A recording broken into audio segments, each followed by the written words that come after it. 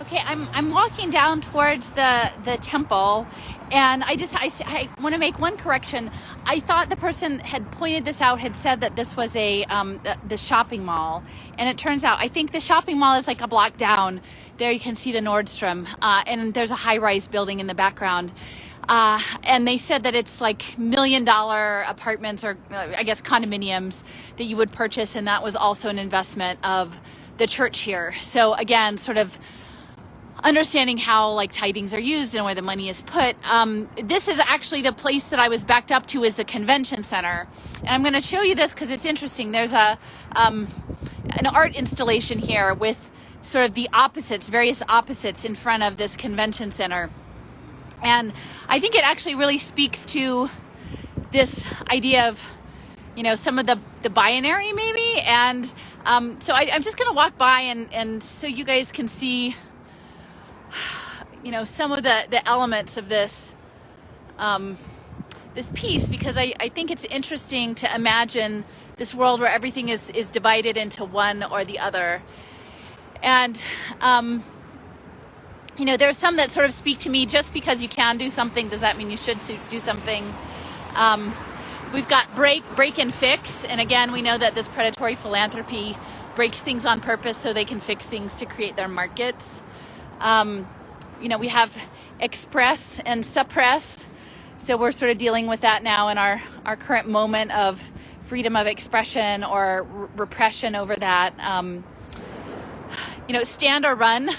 You know, do you stand? Do you leave? There's ego and id up there. It's kind of tucked behind. Stick and carrot. Those are the nudges. Clearly, we've got the nudge built in there. I don't know. There's two wrongs and right, so that's intriguing to me. What they were thinking about the two wrongs and the right, and then they've got tiger and lamb, but the tiger is spelled with a Y, so I don't know if that's. We've got the bee and lion. So we've got, you know, the beehive state.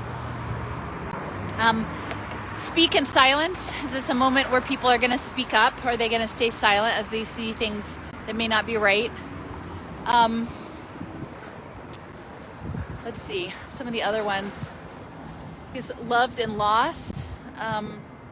Again, stay or go. You know, what is our position? Are we sticking with this? Are we trying to walk away from it? And then, you know, this is one that I've used a lot, is the sacred and profane. You know, as we're dealing with the technological takeover of society, that it is this this balance of natural energy and artificial intelligence energy, and I feel that the natural is the sacred relationship and the profane is the artificial construct. So the exception and the rule, again, we're currently living in a state of exception. It seems like all the rules don't apply so that the rich can get what they want. You know, there's different things. You know, I think lead and follow, you know, and finding your place in this. Are you leading? Are you following? Who are you following? And then, you know, prevent and cure. Well, that's interesting because I think in some ways the prevention part is going to be these impact markets. But the cure is also going to be probably led to more contrived biomedical interventions. And do they actually lead to a cure? And then believe and doubt. And what are we putting our belief in? What is our appetite for doubt? What do we do with the doubt? And, you know, trust is a big word that's been out there. It's sort of a spell word. The idea of trust being put on blockchain, that we've lost trust in systems. People are breaking. The society is breaking down. We're losing trust in one another. And how do we regain trust? And is it a mechanical trust, or is it based on authentic relationship? So again, I just wanted to make that correction, that this seems to not be the mall, but instead the convention center area. But the mall is in this block, and again, it's sort of paired with this luxury high-rise residence, both of which were investments of the church. And I will say this high rise actually looks very similar to one that was constructed in Philadelphia. There was a large parcel that was redeveloped off the Parkway by the Church of Latter-day Saints. There's a new temple there within the past 3 or 4 years.